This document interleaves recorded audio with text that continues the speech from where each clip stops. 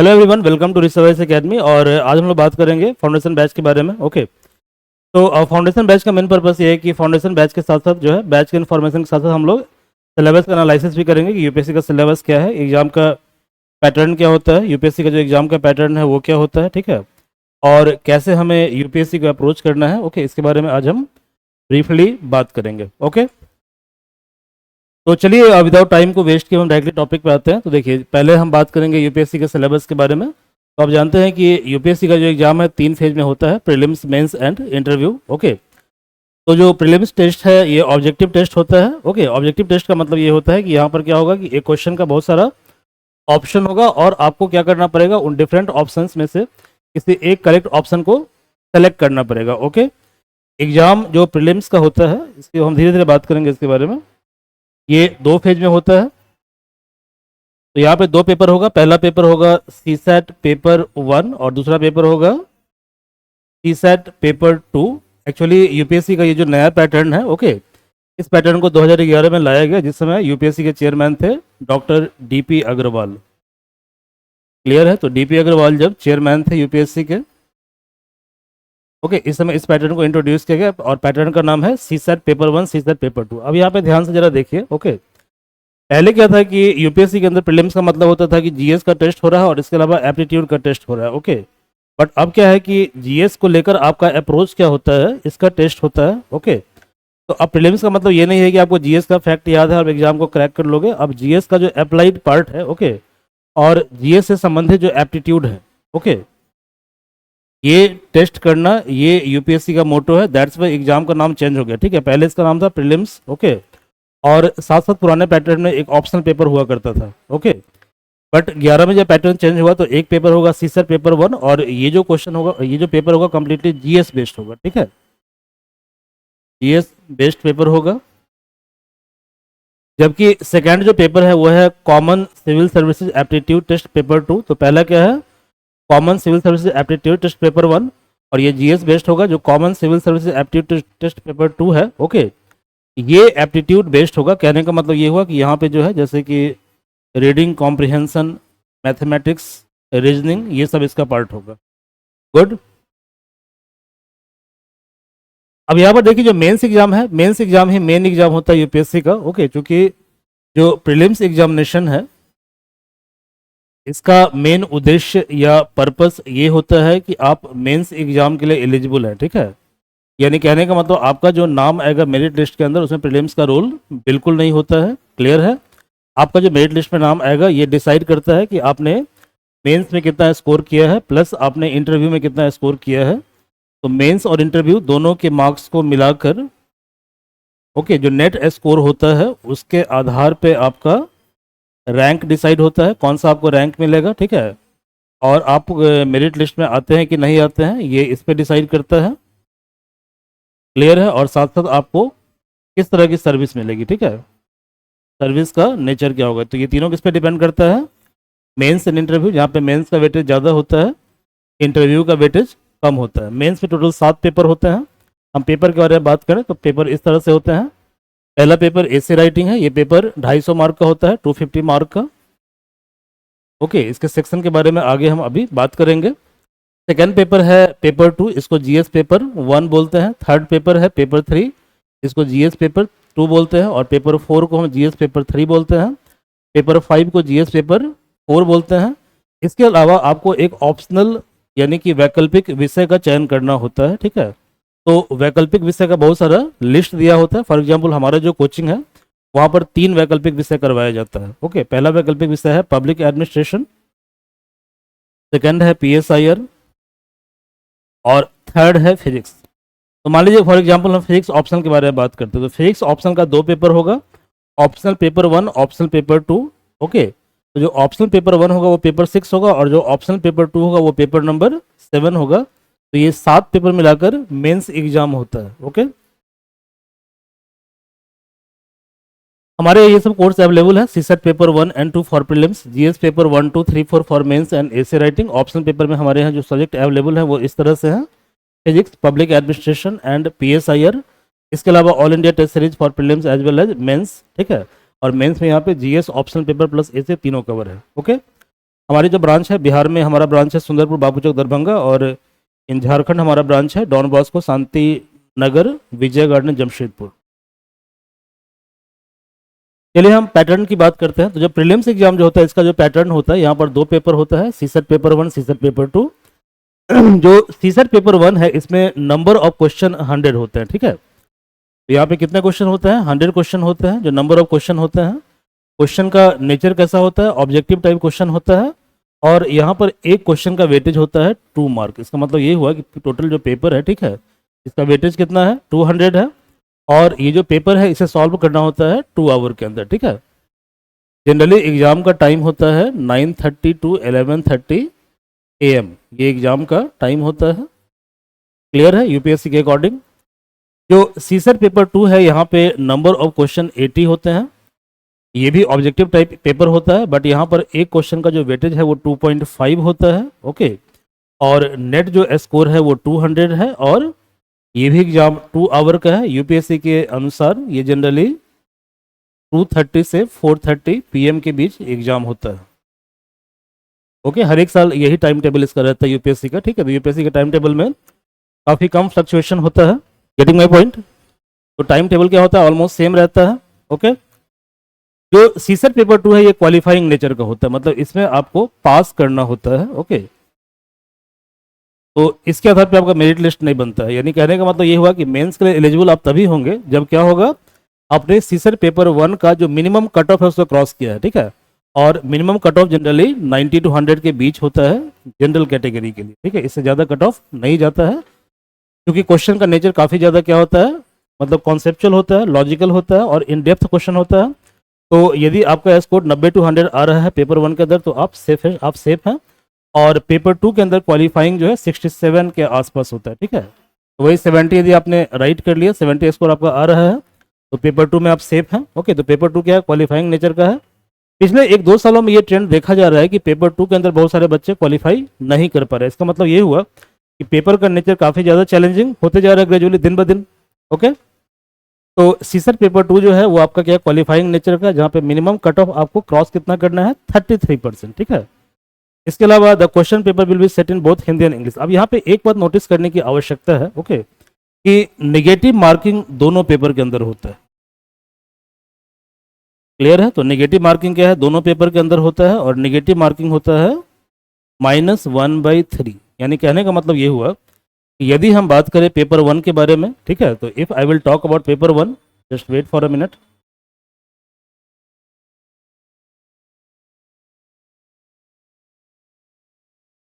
Okay, sorry. तो यदि हम बात करें पेपर 1 के बारे में, तो पेपर 1 में क्या होगा, यदि आपने मान लीजिए 10 क्वेश्चन आपने अटेम्प्ट किया, ठीक है, क्लियर है, 10 मत करना, कम से कम 60 क्वेश्चन में करना ही पड़ता है, मैंने एग्जाम्पल लिया है, ठीक है। तो आपने 10 क्वेश्चन अटेम्प्ट किया, और 10 क्वेश्चन में आपका 6 क्वेश्चन राइट है, और ये मान लीजिए 7 क्वेश्चन आपका राइट है, ओके। तो 10 में क्या है? 7 क्वेश्चन आपका राइट है। तो you have attempted 10 question, 6 question क्या राइट है, और 4 क्वेश्चन आपका रॉन्ग है, ठीक है। तो you will fetch 6 into 2 marks, क्योंकि एक क्वेश्चन का वेटेज कितना है? 2 मार्क्स है। बट क्योंकि 4 क्वेश्चन आपने रॉन्ग कर दिया, तो नेगेटिव कितना हो जाएगा? नेगेटिव हो जाएगा 4 into एक क्वेश्चन का वेटेज कितना है? 2 है, ठीक है। तो 2 का 1/3 कितना होगा? 2/3 होगा, ठीक है, 2/3 हो जाएगा, ओके। अरे इसको 7 कर दो यार, ठीक है, ऐसे 7 कर, चुकी है कट जाएगा फिर, तो 7 और 3 कर दो, तो क्या होगा? 3 कट जाएगा, तो 2 नंबर हो गया। तो ये स्कोर हो गया -2, और 7 2 जा कितना हो गया? 14, ठीक है, 14। तो 14 - 2 मतलब 12 मार्क मिलेगा, ठीक है। थोड़ा हौच पौच हो गया, दोबारा इसको हम देख लेते हैं, okay, just wait for a minute.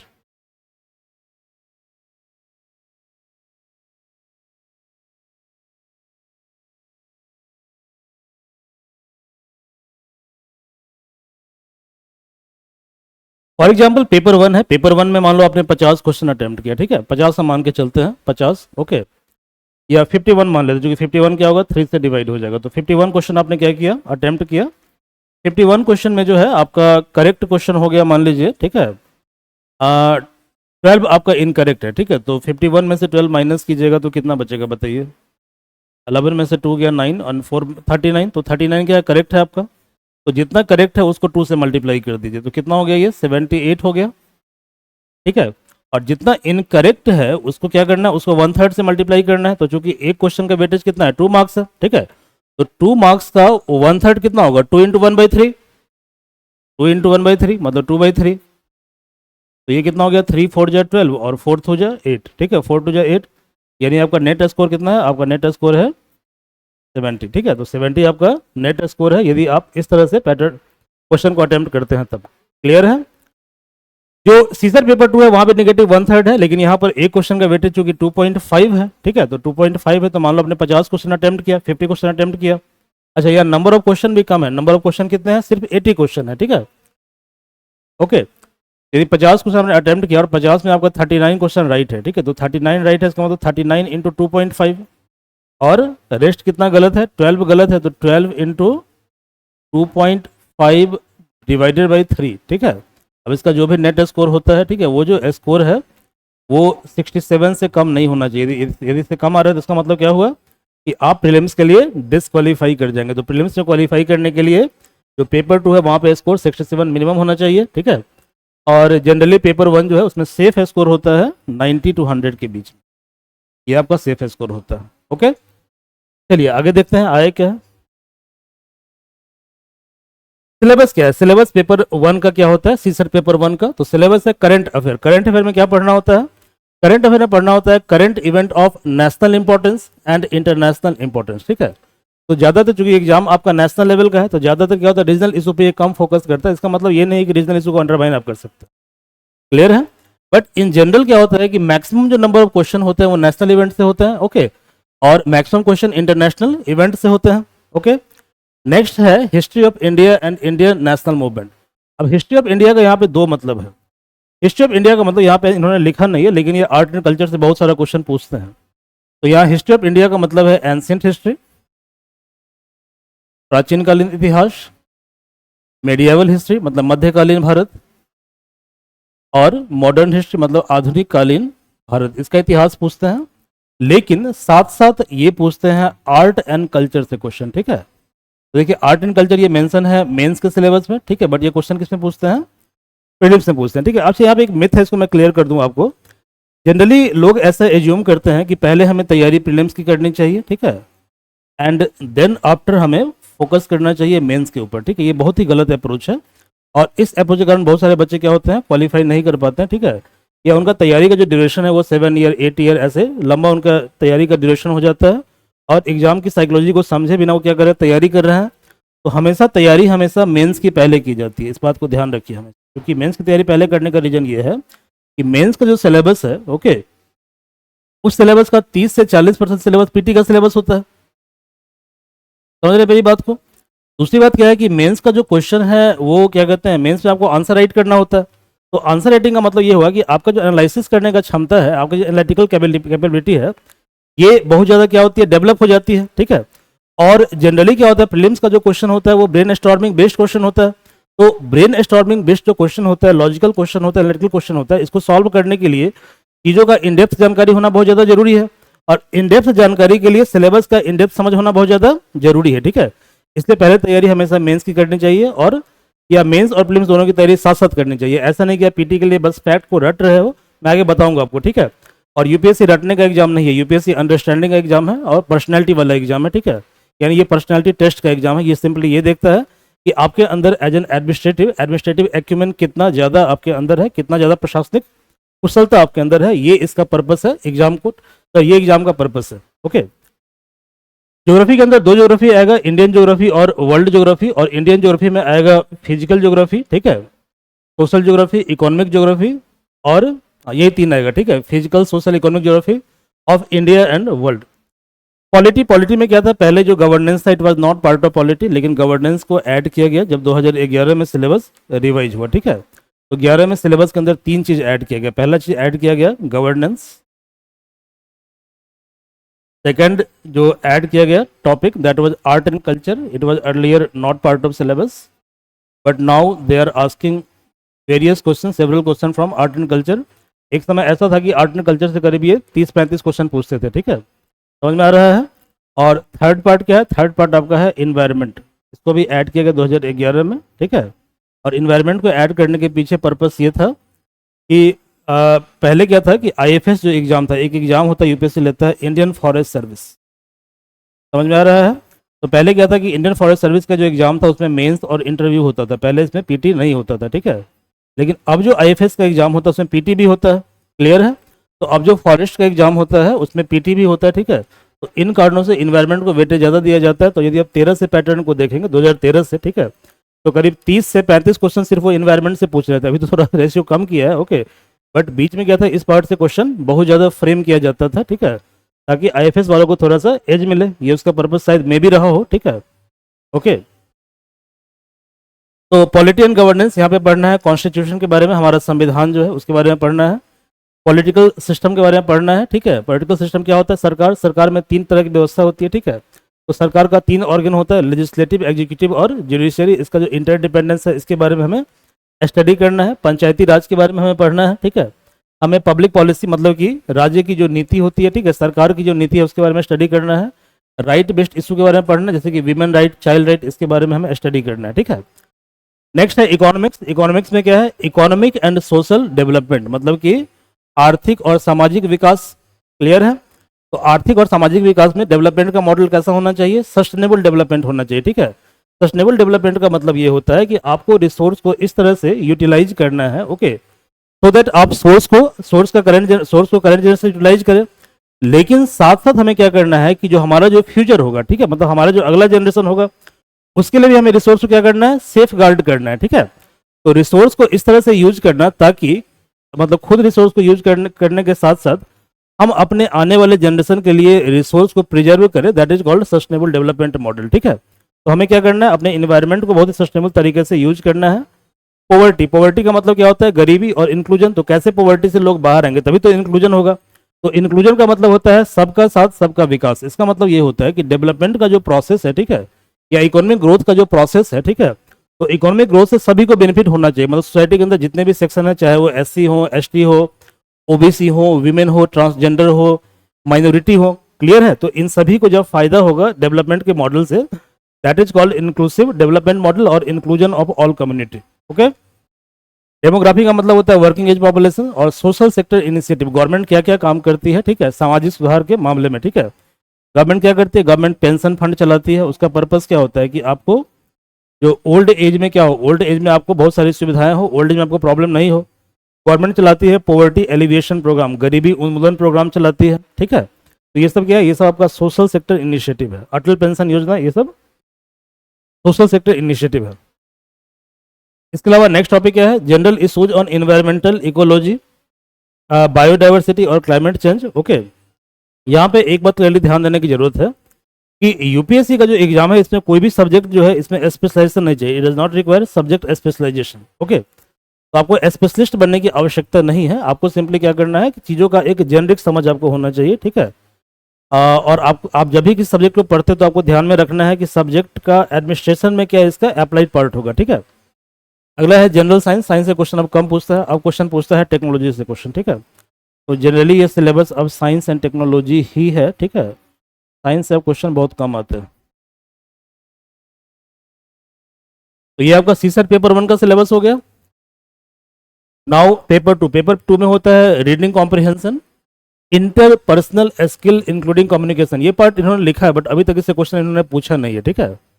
11 में पैटर्न चेंज हुआ था, 2025 का एग्जाम हो चुका है, ठीक है। अभी तक इस पार्ट से क्वेश्चन नहीं आया है, ठीक है। इस पार्ट से क्वेश्चन खूब आता है, logical reasoning and analytical ability, okay. जो decision making and problem solving है इसमें क्वेश्चन पूछा था 11 से लेकर 15 तक, ठीक है। लेकिन 2015 के बाद इन्होंने इस पार्ट से क्वेश्चन पूछना बंद कर दिया, ठीक है। तो जब 11 से 15 का क्वेश्चन देखेंगे तो वहाँ पे 7 से 8 क्वेश्चन जो थे, ठीक है, वो सिर्फ और सिर्फ डिसीजन मेकिंग के होते थे, ठीक है।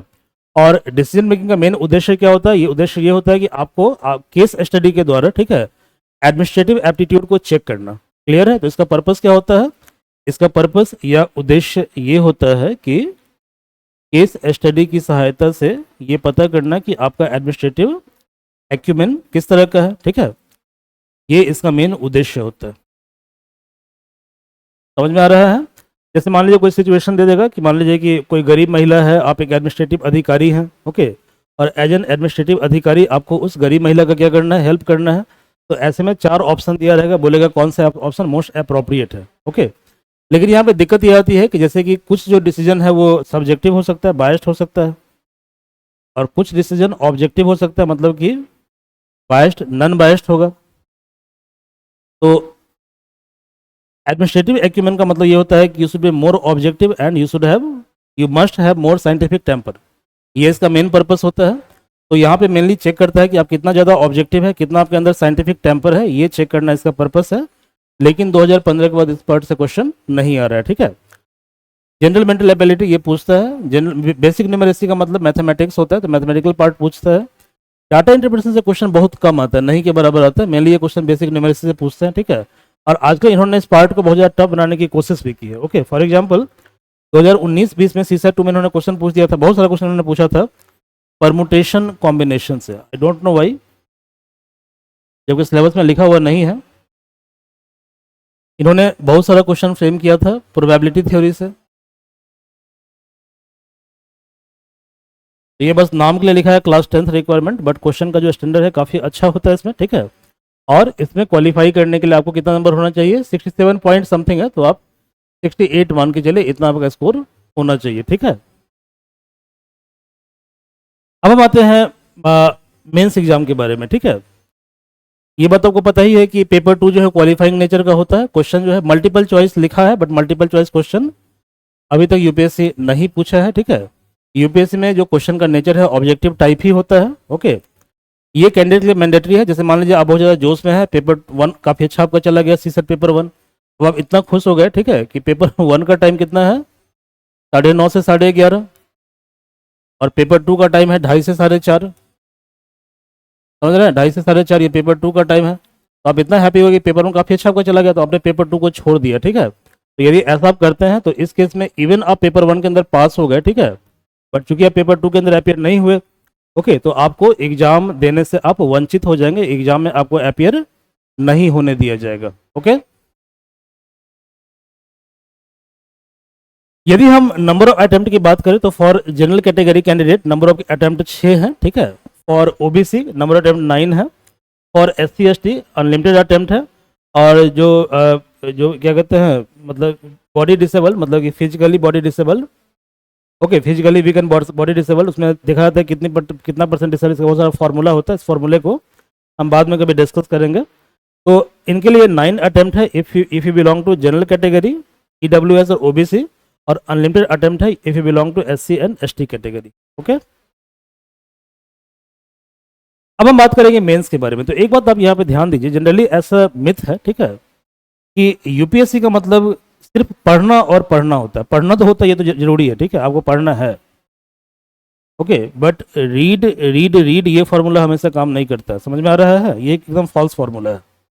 और ये मैं नहीं कह रहा, ये कौन कह रहा है, ये यूपीएससी कह रहा है। कौन कह रहा है, यूपीएससी। यहाँ पर ये जो पार्ट एक्सट्रैक्ट किया गया है, ठीक है, ये यूपीएससी का जो नोटिफिकेशन आता है वहाँ से एक्सट्रैक्ट किया गया, ठीक है। यहाँ देखिए यूपीएससी क्या कहता है। यूपीएससी कहता है क्या कि मेन एग्जाम का मेन जो पर्पस है वो ये करना कि आपका जो इंटेलेक्चुअल ट्रेट है वो क्या है, उसको चेक करना। इसके अलावा किसी इशू को लेकर कितनी ज़्यादा आपको डेप्थ है, ठीक है, तो depth of understanding of candidate ये चेक करना, ना कि फैक्ट को याद करना, rather than merely the range of their information, ठीक है, एंड मेमोरी। आपका दिमाग कितना शार्प है, कितना फैक्ट को आप याद कर लेते हो, कितने बार आप कंप्यूटर और चैट जीपीटी हो, ठीक है। ये यूपीएससी का पर्पस नहीं है, ठीक है। यूपीएससी का पर्पस ये है कि वो चेक करना चाहता है कि आपका जो इंटेलेक्चुअल ट्रेट है वो कितना डीप है, ओके, और कितनी ज़्यादा डीप आपकी अंडरस्टैंडिंग है। ओके, जो नेचर ऑफ क्वेश्चन होता है जीएस पेपर 2 से लेकर 5 तक का, ओके, इसके लिए it does not require specialised study, यानी कि आपको स्पेशलिस्ट बनने की आवश्यकता बिल्कुल नहीं है, ठीक है। तो यानी कि इन सारे पेपर को आपको एड्रेस करना है सिंपल स्टडी के द्वारा, जनरल स्टडी के द्वारा। तो यदि आप क्लास 12 तक का बेसिक आपका काफ़ी बढ़िया है, क्लियर है, क्लास 12 तक का बेसिक आपका काफ़ी बढ़िया है, ठीक है, तो आप आराम से यूपीएससी के क्वेश्चन को आंसर कर सकते हैं। इसमें पीएचडी करने की आवश्यकता बिल्कुल आपको नहीं है। एंड क्वेश्चन का पर्पस ये है कि वो देखना चाहता है कि सब्जेक्ट को लेकर आप में कितना जनरल अवेयरनेस है, ओके, और मेन देखता है कि आपका, हाँ, इशू को लेकर कितनी आपकी समझ है, आप कैसे चीज़ों को एनालाइज करते हो, आपका जो व्यू है, आपका जो ओपिनियन है, क्या वो सब्जेक्टिव है या ऑब्जेक्टिव है, इसको चेक करता है। कितना आपके अंदर साइंटिफिक टेम्पर है, आर यू कंजर्वेटिव और liberal, and to take a view on conflicting socio economic goals, objective and demand. ठीक है, जो कन्फ्लिक्टिंग गोल होता है, ठीक है, उसको लेकर कितना ज़्यादा आप अनबायस्ड है, कितना आप रैशनल है, ये इसका पर्पस होता है। फॉर एग्जाम्पल मैं एक छोटा सा बात बता रहा हूँ, ठीक है।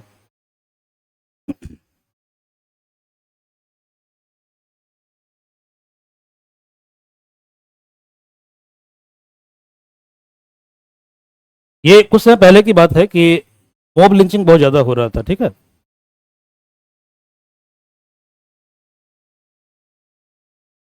और मॉब लिंचिंग जो था उसके पीछे ऑब्जेक्टिव क्या था?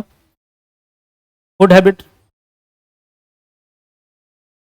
Food habit. ओके, तो यूपीएससी ये टेस्ट करना चाहता है कि क्या किसी फूड हैबिट को लेकर मॉब लिंचिंग होना जस्टिफाइड है या अनजस्टिफाइड है, ठीक है। ऑब्वियसली अनजस्टिफाइड है, बट क्वेश्चन यहाँ पे ये है कि वाई इट इज अनजस्टिफाइड। समझ में आ रहा है? तो ये क्या है, ये आपका कन्फ्लिक्टिंग इशू है। तो इस इशू पर कितनी ज़्यादा आपकी डीप अंडरस्टैंडिंग है, या एज एन एडमिनिस्ट्रेटिव इस तरह के इशू को कैसे आप एड्रेस करेंगे। ओके,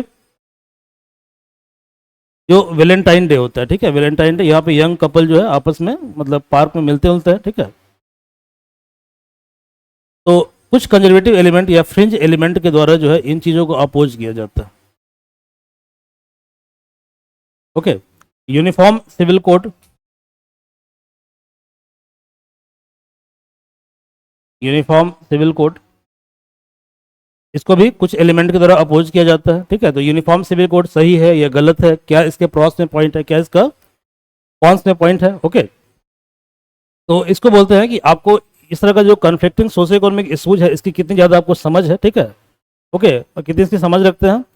और candidate must give relevant, meaningful and succinct answer, मतलब आपको जो आंसर यूपीएससी के अंदर लिखना है, ठीक है, उस आंसर के अंदर जो पॉइंट होना चाहिए रिलेवेंट पॉइंट, बकवास आपको नहीं करनी है बिल्कुल, ठीक है। आपके पास प्रॉपर फैक्ट होना चाहिए, आप मीनिंगफुल बातें करें, ठीक है। और इसके अलावा टू द पॉइंट आप बात करें, चीज़ों को घुमाने फिराने की आवश्यकता नहीं है। क्वेश्चन पूछ रहा है आपसे कि व्हाट इज क्या कहते हैं कोलोनाइजेशन, और आप चीज़ों को घुमा रहे हैं, ठीक है।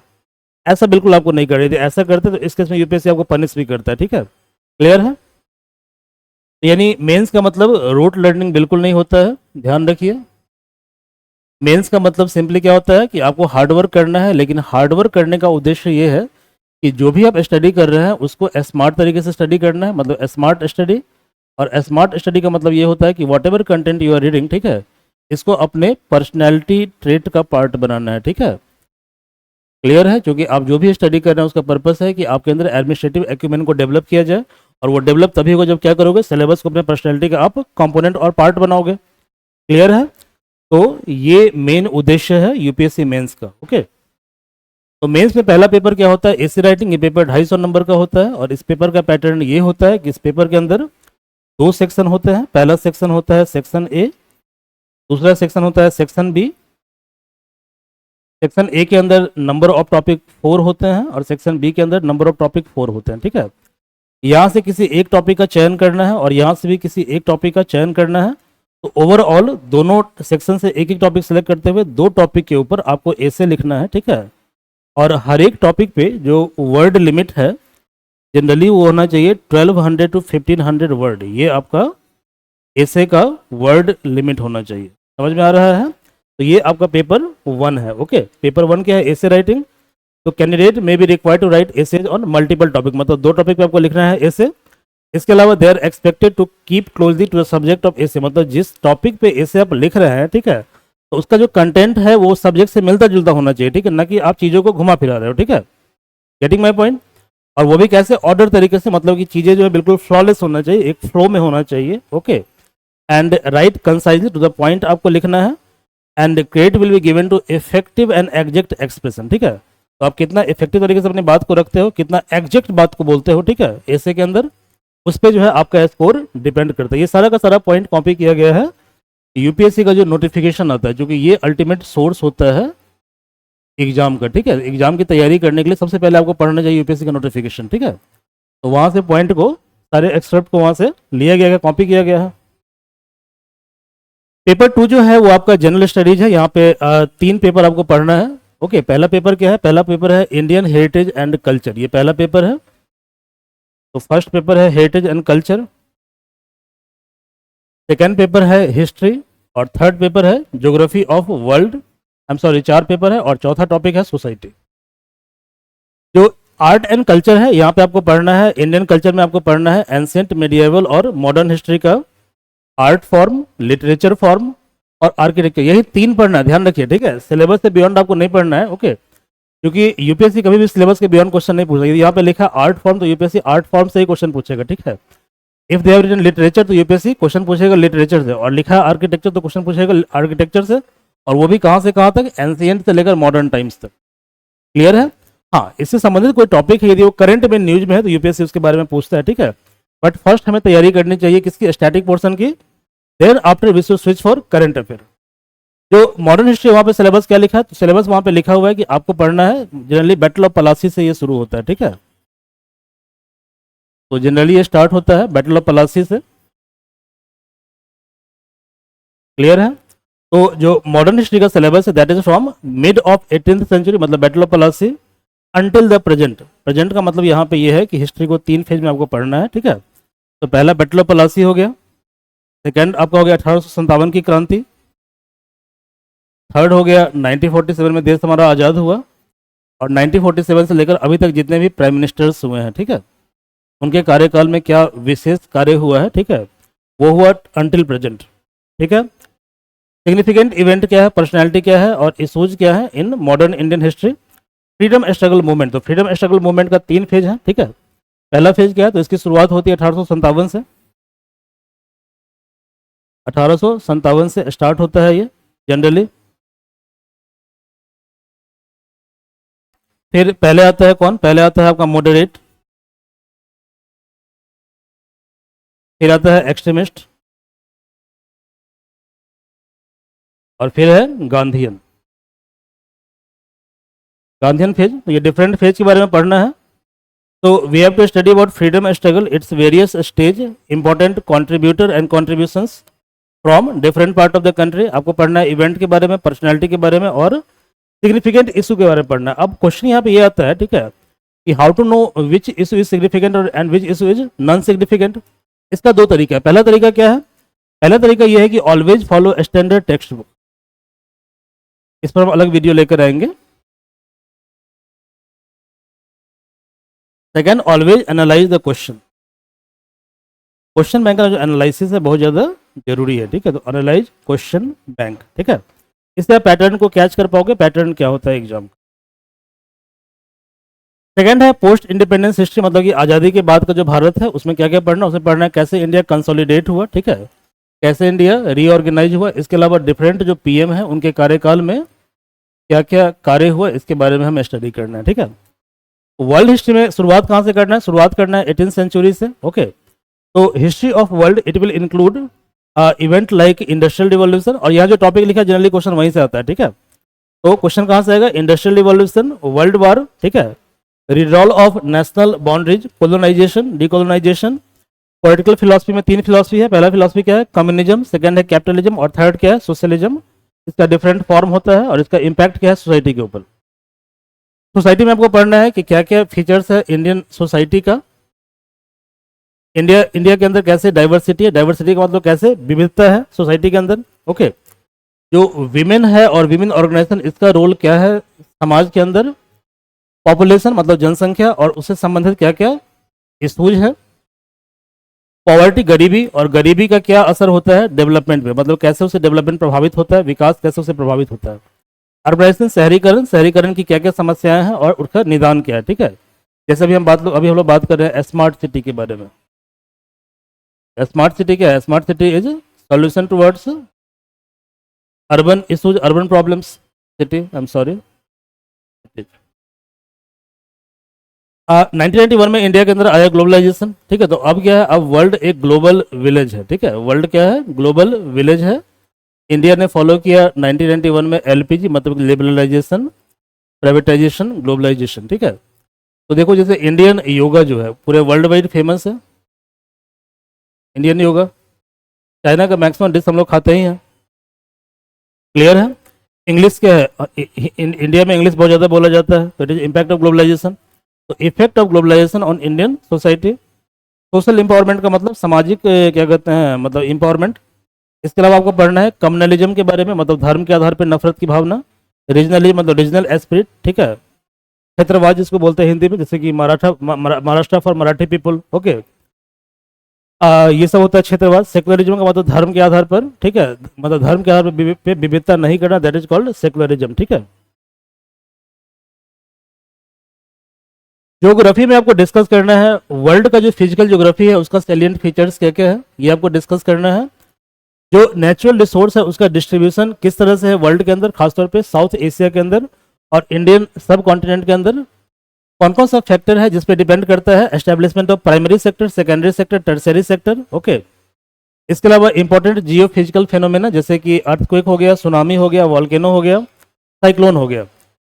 Geographical features and their location, change in critical जैसे कि कैसे वाटर बॉडी चेंज हो रहा है, आइस कप चेंज हो रहा है, क्लाइमेट चेंज कैसे हो रहा है, ठीक है, और उस चेंज का क्या इम्पैक्ट है इसके बारे में हमें स्टडी करना है। तो ये पेपर 1 हो गया।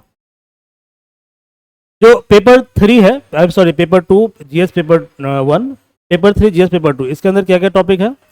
तो पहला टॉपिक है गवर्नेंस, सेकंड है कॉन्स्टिट्यूशन संविधान, पॉलिटी, सामाजिक न्याय सोशल जस्टिस और इंटरनेशनल रिलेशन, ये 5 पेपर है। तो पहला पेपर है कॉन्स्टिट्यूशन, मतलब इंडियन कॉन्स्टिट्यूशन, भारत का संविधान। यहाँ पढ़ना है कि कैसे इसका ऐतिहासिक विकास हुआ है, ठीक है, कैसे इसका इवोल्यूशन हुआ है, इसका फीचर्स क्या क्या है, विशेषताएं क्या क्या है, हमारे संविधानों को कैसे अमेंड और चेंज किया जाता है, इसके बारे में पढ़ना है हमको, ठीक है। और सिग्निफिकेंट प्रोविजन क्या है संविधान का, and what is basic structure. For example जो केशवानंदा भारतीय जजमेंट है वहाँ से आया था डॉक्ट्रिन ऑफ बेसिक स्ट्रक्चर, ठीक है। ये हमको डिस्कस करना है। भारत का जो संविधान है, ठीक है, इसे कंपेयर करना है अदर कंट्री ऑफ वर्ल्ड से। Separation of power between various organs, government का 3 ऑर्गन होता है। पहला ऑर्गन होता है लेजिस्लेटिव, लेजिस्लेटिव जो होता है, ठीक है, वो कानून को बनाता है, जैसे पार्लियामेंट, पार्लियामेंट क्या है, लेजिस्लेटिव है। संविधान का सेकंड ऑर्गन होता है एग्जीक्यूटिव, जो उस लॉ को इम्प्लीमेंट करता है जो बनाया जाता है पार्लियामेंट के द्वारा, जैसे for example prime minister plus उनका जो कैबिनेट है उसको बोलते हैं काउंसिल ऑफ मिनिस्टर, ठीक है। और यदि मान लीजिए कि इन दोनों के द्वारा जो लॉ बनाया जाता है वो लॉ जो है वो अकॉर्डिंग टू कॉन्स्टिट्यूशन है या अगेंस्ट कॉन्स्टिट्यूशन है, इसको कौन डिसाइड करता है, जुडिशरी डिसाइड करता है, ठीक है, क्लियर है। तो इन तीनों को मिलाकर क्या बनता है, तीनों को मिलाकर बनता है गवर्नमेंट। तो हमें पढ़ना है कि सेपरेशन ऑफ पावर कैसे है इनके बीच में, ओके, और यदि कुछ विवाद होता है तो कैसे उसको एड्रेस हम करेंगे। इसके अलावा हमको डिस्कस करना है जुडिशरी के बारे में, एग्जीक्यूटिव के बारे में। तो लिखा हुआ है structure, organisation and functioning of executive and judiciary, ठीक है। हमें पढ़ना है डिफरेंट मिनिस्ट्रीज के बारे में, डिपार्टमेंट के बारे में, ठीक है। प्रेशर ग्रुप क्या होता है उसके बारे में स्टडी करना है। What is formal association, what is informal association, ये पढ़ना है हमको, ठीक है, और क्या इनका रोल होता है पॉलिटिकल सेटअप के अंदर, ओके। नेक्स्ट हमें डिस्कस करना है लेजिस्लेचर के बारे में। तो पार्लियामेंट क्या है, सेंट्रल लेवल पर लेजिस्लेचर है, और स्टेट लेवल पर है स्टेट लेजिस्लेचर, हिंदी में इसको बोलते हैं संसद और इसको बोलते हैं विधानसभा। इसका स्ट्रक्चर कैसा होता है, कैसे ये काम करता है, कंडक्ट ऑफ बिजनेस कैसे ये वर्क करेगा, क्या क्या पावर इसके पास है, प्रिविलेज क्या क्या इसका है, और क्या क्या इशूज है जो करंट में चल रहा है, ठीक है। आरपीए, तो हमारे जो रिप्रेजेंटेटिव है, मतलब कि हमारे जो सांसद हैं, ठीक है, और जो विधायक हैं, पॉलिटिकल रिप्रेजेंटेटिव जिसको लोग क्या करते हैं, चुनते हैं, ठीक है। तो इनका जो कंडक्ट है, कंडक्ट मतलब इनका जो बिहेवियर है उसको रेगुलेट करने के लिए हमारे यहाँ कानून बनाया गया है। उस कानून का नाम है रिप्रेजेंटेशन ऑफ पीपुल एक्ट। तो पहली बार ये कानून आया था 1951 में, ठीक है। फिर टाइम टू टाइम इस कानून को अमेंड किया गया, ठीक है। तो इसके बारे में हमें डिस्कस करना है कि इस कानून का क्या क्या बेसिक फीचर्स है, क्या क्या इसकी खास विशेषताएं हैं, ठीक है। हमें पढ़ना है कि यूनियन और जो स्टेट होता है उसका क्या क्या फंक्शन है, क्या क्या रिस्पॉन्सिबिलिटीज हैं। इसके अलावा इशूज क्या है, चैलेंज क्या है हमारे फेडरल स्ट्रक्चर के अंदर, मतलब सेंटर स्टेट रिलेशन के बीच में क्या क्या समस्याएं हैं, कैसे पावर को हम डिवॉल्व करेंगे और कैसे हम फाइनेंस को ले जाएंगे अप टू लोकल लेवल, मतलब लोकल गवर्नमेंट तक, यानी पंचायती राज और म्यूनिसिपैलिटी, और वहाँ पर अभी भी क्या क्या समस्याएं प्रिवेल कर रही है। फॉर एग्जाम्पल एक यूपीएससी क्वेश्चन 2019 में पूछा था पति पंचायत के बारे में। क्या था क्वेश्चन था पति पंचायत। व्हाट इज पति पंचायत। पति पंचायत का मतलब ये होता है, जैसे आपने देखा होगा अभी एक सीरीज आया था पंचायत वेब सीरीज, ठीक है, उसमें आपने देखा होगा जो मंजू देवी है वो प्रधान है, लेकिन मंजू देवी के बिहाफ पे उसका हस्बैंड काम कर रहा है। तो मतलब मंजू देवी के पास क्या कहते हैं डिसीजन लेने का राइट बिल्कुल नहीं है, ठीक है। तो मंजू देवी प्रधान तो है, लेकिन अल्टीमेटली उसके बिहाफ पे डिसीजन कौन ले रहा है, डिसीजन ले रहा है उसका हस्बैंड, ठीक है। तो आपको लगने रहा है कि जो विमेन इंपावरमेंट का जो हमारा ऑब्जेक्टिव है, ठीक है, उसका इम्पैक्ट काफी लिमिटेड है, ठीक है। वाई, क्योंकि सोसाइटी कैसा हमारा पेट्रियार्की है, ओके। तो ये हमको पढ़ना है कि जो पावर को डिवॉल्व किया उसका लिमिटेशन क्या क्या है। इसके अलावा जो लोकल गवर्नमेंट है उसके पास हमेशा फाइनेंस का प्रॉब्लम जनरल रहता ही रहता है, ठीक है, क्योंकि उनको जो फाइनेंस मिलता है वो डिपेंड करता है स्टेट के लॉ के ऊपर, ओके। तो इन कारणों से they are facing financial hurdles. Appointment of various constitutional post, power, function and responsibility. Okay, ये आपको डिस्कस करना है। नेक्स्ट है गवर्नेंस। गवर्नेंस में स्टैट्यूटोरी। स्टैट्यूटोरी का मतलब ऐसा बॉडी जो स्टैट्यूट से बना है। स्टैट्यूट का मतलब क्या होता है? विधायी का मतलब कानून, स्टैट्यूट। जैसे फॉर एग्जांपल आरबीआई एक्ट, तो आरबीआई एक्ट क्या है? स्टैट्यूट है, ठीक है, क्लियर है। इस स्टैट्यूट के द्वारा जो है हमारे यहाँ एस्टेब्लिश किया गया है रिजर्व बैंक ऑफ इंडिया को। ऐसे ही शेयर मार्केट को रेगुलेट करने के लिए सेबी होता है, तो सेबी एक्ट। तो सेबी क्या है? आपका स्टैट्यूटोरी बॉडी है। ओके, रेगुलेटरी बॉडी, जैसे हमारे यहाँ जो टेली कम्युनिकेशन है उसको रेगुलेट करने के लिए जो बॉडी है उसका नाम है ट्राई, मतलब कि telecommunication regulatory authority of India. ऐसे ही बहुत सारा क्वासी जुडिशियल बॉडी है। क्वासी मतलब होता है हाफ, और जुडिशियल मतलब जो जुडिशियल प्रोनाउंसमेंट करता है, जो जजमेंट देता है। ओके, तो जुडिशियल बॉडी का मतलब ये होता है कि इसके जो हर एक मेंबर होंगे जुडिशरी से होंगे, और क्वासी का मतलब क्या हुआ कि इसके जो मेंबर होंगे जुडिशरी से भी होंगे, लेकिन साथ साथ इसके जो मेंबर होंगे they will also from administration. जैसे फॉर एग्जांपल जो फास्ट ट्रैक कोर्ट होता है, जो फास्ट ट्रैक कोर्ट होता है, इसके जो मेंबर होते हैं, ठीक है, ये जुडिशरी से भी होते हैं, और इसके अलावा इसके जो मेंबर होते हैं वो एडमिनिस्ट्रेशन से भी होते हैं। मतलब कि इसके अंदर जो मेंबर हैं they are from judiciary as well as non judiciary. Okay, तो इस तरह की बॉडी को हम बोलते हैं क्वासी जुडिशियल बॉडी। इसके बारे में हमें स्टडी करना है। हमें स्टडी करना है कि गवर्नेंस का क्या क्या एस्पेक्ट होता है, कैसे गवर्नेंस के द्वारा ट्रांसपेरेंसी प्रमोट होता है, कैसे फिक्स होता है अकाउंटेबिलिटी, जिम्मेदारी कैसे फिक्स होता है। ई गवर्नेंस, आजकल हम लोग क्या करते हैं, मोबाइल पे गवर्नेंस करते हैं ना, मोबाइल गवर्नेंस, या आधार के द्वारा चीज़ों को लिंक किया जाता है, ऑनलाइन ट्रांजेक्शन होता है, हम लोग यूपीआई को यूज करते हैं, ठीक है। This all are example of e governance, ठीक है, इलेक्ट्रॉनिक गवर्नेंस को बोलते हैं। तो क्या इसका एप्लीकेशन है, किस तरह का मॉडल है, कितना हद तक ये सक्सेसफुल है, और इसका लिमिटेशन क्या है। फॉर एग्जांपल मान लीजिए इंटरनेट कनेक्शन काफ़ी पुअर है, ठीक है, तो क्या ई गवर्नेंस के ऑब्जेक्टिव को हम पूरा कर पाएंगे? नहीं कर पाएंगे।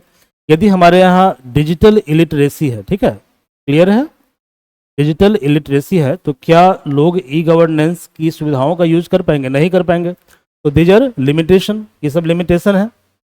ओके, एंड पोटेंशियल क्या क्या इसका है, सिटीजन चार्टर क्या होता है, ठीक है, ट्रांसपेरेंसी कैसे लाओगे, कैसे लाओगे अकाउंटेबिलिटी। ओके, तो ये सब पढ़ना है आपको। सिविल सर्विसेज का क्या रोल है डेमोक्रेसी के अंदर। नेक्स्ट है सोशल जस्टिस, सामाजिक न्याय। सामाजिक न्याय के लिए सरकार क्या करती है? सरकार पॉलिसी बनाती है। ओके, तो सरकार महिलाओं के लिए पॉलिसी बनाती है, सरकार पॉलिसी बनाती है एससी के लिए, सरकार पॉलिसी बनाती है एसटी के लिए, सरकार पॉलिसी बनाती है अदर वल्नरेबल ग्रुप के लिए। आ रहा समझ में, ठीक है। तो गवर्नमेंट की पॉलिसी और गवर्नमेंट के द्वारा जो इंटरवेंशन किया जाता है for development in various sector, ठीक है, और उसमें क्या क्या इशूज आता है उसके डिजाइन को लेकर और उसको इम्प्लीमेंटेशन को लेकर, ये हमको स्टडी करना है। डेवलपमेंट का प्रोसेस क्या होता है, कैसे डेवलपमेंटल इंडस्ट्री काम करता है, जैसे फॉर एग्जांपल कैसे एनजीओ काम करता है, कैसे सेल्फ हेल्प ग्रुप काम करता है, ओके, कैसे अदर ग्रुप काम करता है, ओके, डोनर का मतलब क्या होता है, चैरिटी का मतलब क्या होता है, ओके, और क्या इसका इंस्टीट्यूशनल सेटअप है, ये सब हमको पढ़ना है, ठीक है। वल्नरेबल सेक्शन मतलब female, SC ST, OBC, old age people, इस सबको बोलते हैं वल्नरेबल सेक्शन। ओके, तो इसके बेटरमेंट के लिए गवर्नमेंट के द्वारा क्या क्या वेलफेयर स्कीम लाया जाता है। तो welfare scheme for vulnerable section of the population by the centre and the state. इसके अलावा ये स्कीम कैसे परफॉर्म कर रहा है, इसका क्या मैकेनिज्म होता है। फॉर एग्जाम्पल जो बहुत सारा जो स्कीम चलाया जाता है, तो स्कीम कई तरह का होता है। जैसे एक होता है सेंटर स्कीम, तो यहाँ पे 100% पैसा कौन देता है, सेंटर देता है।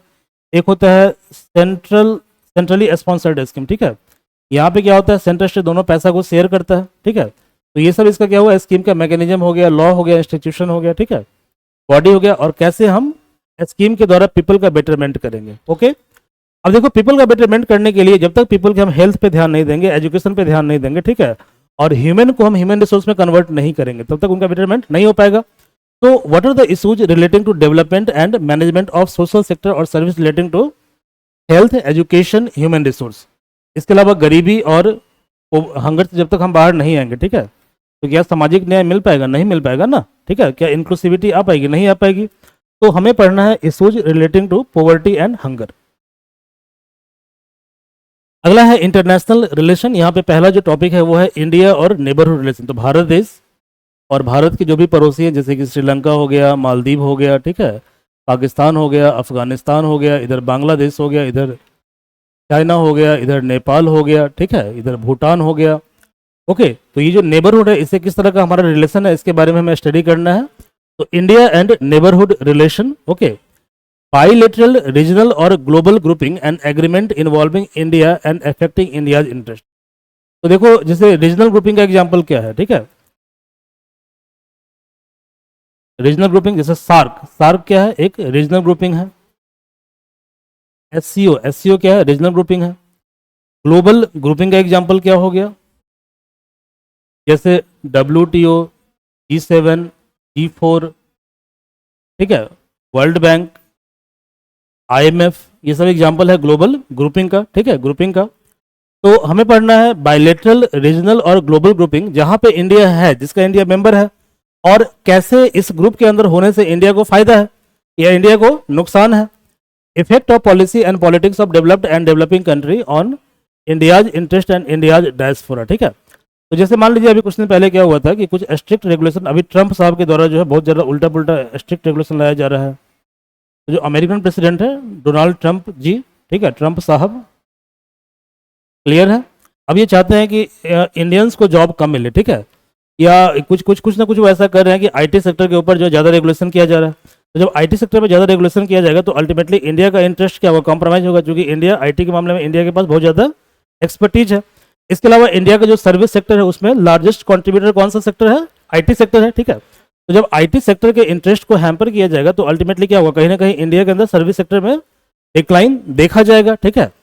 क्या क्या रोल होता है इंडियन डायस्पोरा का, ठीक है, डायस्पोरा मतलब ऐसे लोग जो विदेश में रहते हैं और हमारे देश के लिए काम करते हैं, देश को बहुत सारा रिवेन्यू भेजते हैं, ठीक है। तो गवर्नमेंट कैसे उसके इंटरेस्ट को प्रोटेक्ट करेगा, ठीक है। सॉरी,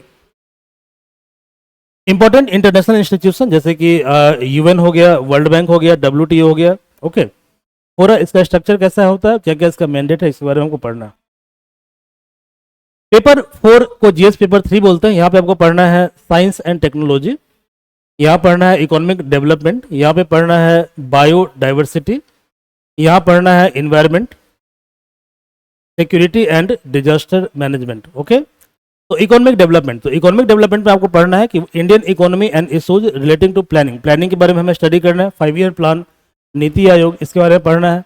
कैसे हम रिसोर्स को मोबिलाइज करेंगे, ओके, कैसे ग्रोथ के गोल को हम पूरा करेंगे, इंडिया कैसे डेवलप करेगा और कैसे एम्प्लॉयमेंट का हम जनरेशन करेंगे, ये सिलेबस का पार्ट है, ओके। इंक्लूसिव ग्रोथ का मतलब सबका साथ सबका विकास, यानी कि डेवलपमेंट का फायदा सोसाइटी के हर एक सेक्शन को होना चाहिए, रीजनल डिस्पैरिटी नहीं होना चाहिए। तो जैसे इंडिया को जब देखोगे, ठीक है, तो देखो इंडिया का वेस्ट काफ़ी डेवलप है, इंडिया का साउथ काफ़ी डेवलप है, बट इंडिया का ईस्ट देखो काफ़ी बैकवर्ड है, तो रीजनल डिस्पैरिटी है। तो ये जो डेवलपमेंट का मॉडल है ये इंक्लूसिव मॉडल नहीं है, ठीक है। इंडिया के अंदर क्या है, कैपिटलिस्ट के पास बहुत सारा पैसा है, क्लियर है। तो इंडिया में आजकल देखा जा रहा है कि जो क्रोनी कैपिटलिज्म है, मतलब कि जो नेक्सस है पॉलिटिशियन और कैपिटलिस्ट के बीच में, वो बहुत ज़्यादा डीप हो रहा है, ठीक है। जब ये डीप होगा तो कहीं ना कहीं क्या करेगा, कहीं ना कहीं ये डेविएट करेगा इंक्लूसिव ग्रोथ के मॉडल को। इंक्लूसिव मतलब सबका साथ सबका विकास, तो सबका साथ तो है लेकिन सबका विकास नहीं हो रहा है, ठीक है। तो ये क्या है, ये आपका नॉन इंक्लूसिव ग्रोथ है, ठीक है। तो इसमें क्या क्या इशूज है, कैसे इसको एड्रेस करेंगे, गवर्नमेंट का बजट कैसे आता है, बजटिंग का प्रोसेस कैसे होता है, ठीक है। इसके अलावा आपको इसमें पढ़ना पड़ता है कि उस पर्टिकुलर ईयर का जिस साल आप एग्जाम दे रहे हैं या उसके 1 साल पहले का जो बजट है, ठीक है, उसमें क्या क्या प्रोविजंस है, क्या क्या सरकार के द्वारा पॉलिसी लाई गई है, इसके बारे में स्टडी करना होता है आपको, ठीक है। अब देखिए इंडिया में क्या हुआ कि 1991 में LPG पॉलिसी आया। कौन सा पॉलिसी आया, LPG मतलब लिबरलाइजेशन प्राइवेटाइजेशन ग्लोबलाइजेशन, ये 1991 में आया। और चाइना में ये पॉलिसी आया 1980 में, और इस पॉलिसी की शुरुआत हुई 1970 में, जिसको हम बोलते हैं रीगनिज्म और थैचरिज्म बोलते हैं, ठीक है। रीगनिज्म मतलब रोनाल्ड रीगन जो थे अमेरिका के प्रेसिडेंट थे, उन्होंने इस पॉलिसी को लाया था 1970 में अमेरिका के अंदर, जिसको बोलते हैं रीगनिज्म, ठीक है। और सेम पॉलिसी को लाया गया था मार्गरेट थैचर के द्वारा, कहाँ पे, UK के अंदर, अमेरिका इंग्लैंड के अंदर, इसको बोलते हैं थैचरिज्म, ठीक है। बाद में इस पॉलिसी को अडॉप्ट किया गया चाइना के द्वारा 1980 में, और इंडिया इस पॉलिसी को अडॉप्ट किया 1991 में, ठीक है। तो LPG से क्या क्या हमको फायदा हो रहा है, ठीक है, यानी कि effect of liberalisation on the Indian economy, change in industrial policy and their effect on industrial growth. Infrastructure हमको पढ़ना है एनर्जी के बारे में। फॉर एग्जांपल अभी गवर्नमेंट फोकस कर रही है सोलर एनर्जी के ऊपर, गवर्नमेंट फोकस कर रही है व्हीकल के ऊपर, गवर्नमेंट फोकस कर रही है हाइड्रोजन फ्यूल के ऊपर, ओके। तो this all are example of energy.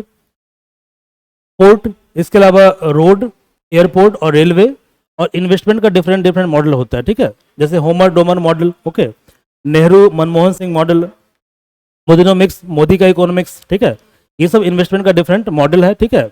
इसके अलावा होता है बोट, बीओटी, बोट, बोट का मतलब होता है build operate transfer, okay, BOOT, okay, build own operate transfer. तो ऐसा बहुत सारा मॉडल होता है, ओके, इन सब मॉडल के बारे में हम लोग डिस्कस करेंगे। इकोनॉमिक डेवलपमेंट एंड एग्रीकल्चर, तो क्रॉपिंग पैटर्न इंडिया के डिफरेंट पार्ट में कैसा होता है, इरिगेशन सिस्टम किस तरह का होता है, इसके बारे में हमें स्टडी करना है।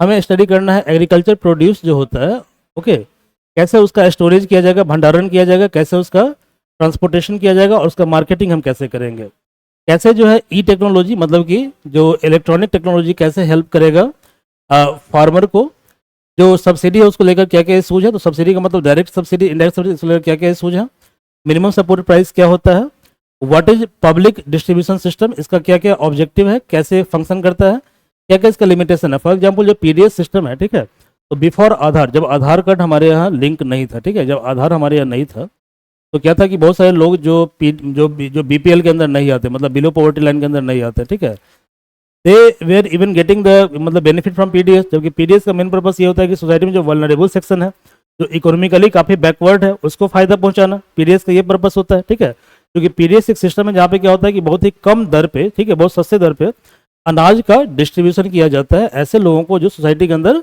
वल्नरेबल है, ओके। बट क्या था कि पहले जब इलेक्ट्रॉनिक सिस्टम नहीं था तो कई लोग क्या करते थे कि फर्जरी के दौरान फ्रॉड तरीके से जो है, ठीक है, PDS से बेनिफिट उठाते थे। तो अब ये सिस्टम काफ़ी ओवरहॉल हो चुका है, ठीक है, इसको रिवैम्प कर दिया गया है, अब ये आधार से लिंक है, तो अब रियल बेनिफिशियरी को फायदा मिलता है। बफर स्टॉक हमारे यहाँ क्या होता है, जैसे FCI का गोदाम होता है, ठीक है, जहाँ पे क्या होता है कि MSP मतलब मिनिमम सपोर्ट प्राइस पे जो अनाज खरीदा जाता है सरकार के द्वारा, ठीक है, उस अनाज को वहाँ पे स्टोर किया जाता है, ओके, और उसी अनाज को PDS की तरफ क्या किया जाता है, डाइवर्ट किया जाता है, समझ में आ रहा है। लेकिन कई बार क्या होता है कि अनाज का जो हम लोग भंडारण करते हैं, ठीक है, स्टोर करते हैं, वो फैसिलिटी काफ़ी पुअर क्वालिटी की है, तो इन कारणों से बहुत सारा अनाज क्या और हमारा बर्बाद हो रहा है। तो यदि अनाज हमारा बर्बाद हो रहा है तो कहीं ना कहीं क्या करेगा, फूड सिक्योरिटी के चैलेंज को ये बढ़ावा देगा, ठीक है। टेक्नोलॉजी मिशन क्या होता है, इसके अलावा इकोनॉमी ऑफ एनिमल रेयरिंग मतलब कि पशुपालन जो है उसका इकोनॉमिक्स क्या है, फूड प्रोसेसिंग मतलब कि फूड को प्रोसेस करना, जैसे कि आम के बदले अचार, ठीक है, आम के बदले जो आम का अमावट होता है, ओके, आलू के बदले चिप्स, इसको बोलते हैं फूड को प्रोसेस करना। तो फूड प्रोसेसिंग उससे संबंधित क्या क्या इंडस्ट्रीज है इंडिया के अंदर, क्या उसका स्कोप है, सिग्निफिकेंस है, location, up stream and down stream. Up stream down stream का मतलब ये होता है कि जैसे मान लीजिए मार्केट है, ठीक है, तो मार्केट से लिंक करना और इसको फॉरवर्ड में लिंक करना, इसको बोलते हैं अप स्ट्रीम डाउन स्ट्रीम, ठीक है, लिंक करना। Supply chain management, land reform India के अंदर कैसे आया, क्या क्या चैलेंज है, क्या क्या इशूज है लैंड रिफॉर्म को लेकर। साइंस टेक में आपको पढ़ना है कि साइंस टेक कैसे इसका डेवलपमेंट हुआ, इसका क्या क्या एप्लीकेशन है आपके डेली लाइफ के अंदर, ठीक है, इससे क्वेश्चन आता है। जो इंडियन साइंटिस्ट का क्या क्या अचीवमेंट है साइंस और टेक्नोलॉजी के मामले में। इंडिजनाइजेशन मतलब कि स्वदेशीकरण of technology and development of technology से आकाश मिसाइल सिस्टम इंडिया का अपना बनाया हुआ सिस्टम है, समझ में आ रहा है, इसको बोलते हैं टेक्नोलॉजी को इंडियन मतलब इंडिजन मतलब स्वदेशीकरण, ठीक है। Awareness in the field of information technology, यानी आपको IT के बारे में पढ़ना है, स्पेस के बारे में पढ़ना है, कंप्यूटर के बारे में पढ़ना है, रोबोटिक्स के बारे में पढ़ना है, नैनोटेक के बारे में पढ़ना है और बायोटेक के बारे में पढ़ना है, ठीक है। और what are the issues relating to intellectual property rights. Biodiversity में है कंजर्वेशन, इन्वायरमेंटल पॉल्यूशन और डिग्रेडेशन और इन्वायरमेंटल इम्पैक्ट असेसमेंट, ठीक है। डिजास्टर पढ़ना है, disaster and disaster management. Security, यदि डेवलपमेंट नहीं होगा तो लोग क्या बनेगा, लोग जो है एक्सट्रीमिस्ट बनेगा, मतलब सरकार के खिलाफ क्या करेगा, आंदोलन करेगा, और बाद में वही क्या होगा, माओइस्ट बन जाएगा, ठीक है, बाद में वही क्या होगा, टेररिस्ट बन जाएगा। तो कहीं ना कहीं डेवलपमेंट जो है वो संबंधित किससे है, संबंधित है एक्सट्रीमिज्म से। तो जहाँ पे डेवलपमेंट ज़्यादा है वहाँ पे एक्सट्रीमिज्म क्या होता है, कम होता है। तो दोनों में क्या संबंध है ये आपको पढ़ना है। आपको पढ़ना है कैसे एक्सटर्नल स्टेट, जैसे कि ISI, ठीक है, ये पाकिस्तान का है और ये क्या करता है, ये कश्मीर में लोगों को ट्रेंड करता है, ठीक है, और अल्टीमेटली क्या करता है कि मतलब इंडिया के अंदर जो इंटरनल सिक्योरिटी को डिस्टर्ब करता है टेररिज्म के द्वारा। तो what are the role of external state and non state actor, ठीक है, in creating challenge to internal security, ठीक है। चैलेंज क्या है इंटरनल सिक्योरिटी के अंदर, थ्रू कम्युनिकेशन नेटवर्क, जैसे कि आजकल मोबाइल जो होता है, इंटरनेट जो होता है, इससे क्राइम होता है, क्लियर है। तो कैसे इस क्राइम को हम एड्रेस करेंगे, मीडिया का क्या रोल होता है, कई बार मीडिया क्या करती है, मीडिया जो है चीज़ों को बढ़ा चढ़ा कर पेश करती है, ठीक है। आजकल सोशल मीडिया का बहुत ज़्यादा मिसयूज होता है, आजकल एआई का बहुत ज़्यादा मिसयूज हो रहा है, ठीक है। तो role of media and social networking site in internal security, ठीक है। व्हाट इज साइबर सिक्योरिटी, इसका बेसिक्स क्या है, व्हाट इज मनी लॉन्ड्रिंग, इसका प्रिवेंशन कैसे करेंगे, कैसे हम सिक्योरिटी को सिक्योरिटी को मैनेज करेंगे, कहाँ पे, बॉर्डर एरिया के अंदर, ओके। ऑर्गेनाइज क्राइम क्या होता है, कैसे इसका लिंक है टेररिज्म से, ओके। इसके अलावा सिक्योरिटी एजेंसी के बारे में हमको डिस्कस करना है। जो जीएस पेपर 4 है इसको हम अलग से डिस्कस करेंगे। तो यहाँ पे पहला टॉपिक है ethics and human interface, okay. तो what are the essence, what are the determinant and consequence of ethics in human action, dimensions क्या क्या होते हैं एथिक्स के, एथिक्स कैसा होना चाहिए प्राइवेट लाइफ के अंदर और पब्लिक लाइफ के अंदर। ह्यूमन वैल्यू मतलब ये हम कहाँ कहाँ से सीखते हैं, ये हम सीखते हैं बड़े लोगों से, ठीक है। तो lesson from life and teaching of great leaders, great reformer, great administrator. Family का क्या रोल होता है, सोसाइटी का क्या रोल होता है, और शैक्षणिक संस्थान का क्या रोल होता है, ठीक है, वैल्यू को इनकलकेट करने में। एटीट्यूड में पढ़ना है कंटेंट क्या है, स्ट्रक्चर क्या है फंक्शन के एटीट्यूड का, कैसे ये इन्फ्लुएंस करता है और इसका रिलेशन क्या है आपके थॉट और बिहेवियर, कैसे आपके थॉट को इफेक्ट करता है एटीट्यूड, आपके बिहेवियर में कैसे रिफ्लेक्ट होता है attitude. What is moral attitude and what is political attitude, social influence क्या होता है, परसुएशन क्या होता है। Aptitude and emotional value for civil services, तो integrity, impartiality and non partisanship, ये वैल्यू आपको डिस्कस करना है। आपको डिस्कस करना है value objectivity, dedication to public service, empathy, tolerance, compassion towards the weaker section, ये सब वैल्यूज हैं, ठीक है। इमोशनल इंटेलिजेंस क्या, ये कॉन्सेप्ट क्या है, क्या इसका यूटिलाइजेशन है और कैसे इसको हम अप्लाई करेंगे एज एन एडमिनिस्ट्रेशन, ठीक है। और गवर्नेंस के प्रोसेस में कैसे इसको हम अप्लाई कर सकते हैं, लोगों को मोटिवेट कर सकते हैं, ठीक है। तो मोटिवेट करना क्या है, इमोशनल इंटेलिजेंस है, ठीक है। लोगों को हम क्या कहते हैं, रिवार्ड हम दे सकते हैं, पनिश कर सकते हैं। तो for good work we will reward them, ठीक है, as a good administrator, and for bad work we will punish them. तो ये क्या है, एक तरह से ये क्या कहते हैं गवर्नेंस, इससे मतलब इससे गवर्नेंस क्या होगा, इफेक्टिव होगा। Contribution of moral thinkers and philosophers from India and the world. इसके अलावा पब्लिक सर्विस क्या होता है, पब्लिक सर्विस वैल्यू क्या होता है, क्या एथिक्स होता है पब्लिक एडमिनिस्ट्रेशन के लिए, ठीक है। तो अभी क्या क्या दिक्कतें हैं, ठीक है, पब्लिक सर्विस वैल्यू को लेकर एथिकल कंसर्न क्या है, डायलेमा क्या है, law, rules, regulation and conscience and source of ethical guidance, how to fix accountability and ethical governance, कैसे हम स्ट्रांग बनाएंगे एथिकल और मोरल वैल्यू को गवर्नेंस प्रोसेस के अंदर। एथिकल इश्यूज क्या क्या है इंटरनेशनल रिलेशन और फंडिंग के अंदर, जैसे फॉर एग्जांपल एथिकल इशू आजकल चल रहा है, आपको ये क्या बोलते हैं उसको, स्टेम सेल टेक्नोलॉजी। यहाँ पे क्या है, स्टेम सेल टेक्नोलॉजी, थ्री कुछ था, थ्री पेरेंट बेबी, ऐसा कुछ है, ये कॉन्सेप्ट है। इवन एआई, इसका मिसयूज बहुत ज़्यादा हो रहा है, ठीक है। डीप फेक,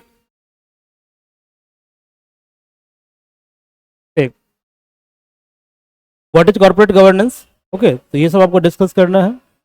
प्रॉबिटी कैसे लाओगे गवर्नेंस के अंदर, तो पब्लिक सर्विस का कॉन्सेप्ट क्या होता है, समाज सेवा का कॉन्सेप्ट क्या होता है, what is the philosophy behind governance and probity, information sharing और ट्रांसपेरेंसी कैसे हम गवर्नमेंट प्रोसेस के अंदर लाएंगे, what is right to information, code of conduct, code of ethics, citizen charter क्या होता है, what is work culture, quality of service delivery, utilization of public fund, challenge of corruption, और इस सब के ऊपर बेस्ड जो केस स्टडी होता है। अब यहाँ पे एक बात नोटिस करने की जरूरत है कि जो एथिक्स पेपर जीएस पेपर 4 है, ठीक है, इसका 2 पार्ट होता है, ठीक है। यहाँ पे 2 सेक्शन होता है, सेक्शन 1 और सेक्शन 2। जो सेक्शन 1 है इसका जो क्वेश्चन है 120 से लेकर 130 मार्क्स का होता है, और इसका क्वेश्चन भी 120 से 130 मार्क्स का होता है, ठीक है। तो जो सेक्शन 2 है वो कम्प्लीटली केस स्टडी होता है, ठीक है, अगर समझ में। और सेक्शन 1 क्या होता है, 1 होता है थ्योरी, थ्योरी, ओके। तो सिलेबस पार्ट हमने कंप्लीट कर लिया है ऑलमोस्ट, ठीक है। दीज आर आवर रिजल्ट, ठीक है। इन लोगों ने हमारे नेट क्वालिफाई किया है, ये the person has cleared UPSC examination, BPSC and SSC, UGC net, JRF वगैरह वगैरह, ठीक है। So if you want to join our program, you may contact on this number. The number is 7780037350, ठीक है। बाकी आप गूगल पर भी सर्च कर सकते हैं इंस्टीट्यूट के बारे में, ठीक है। तो thank you everyone for your patience.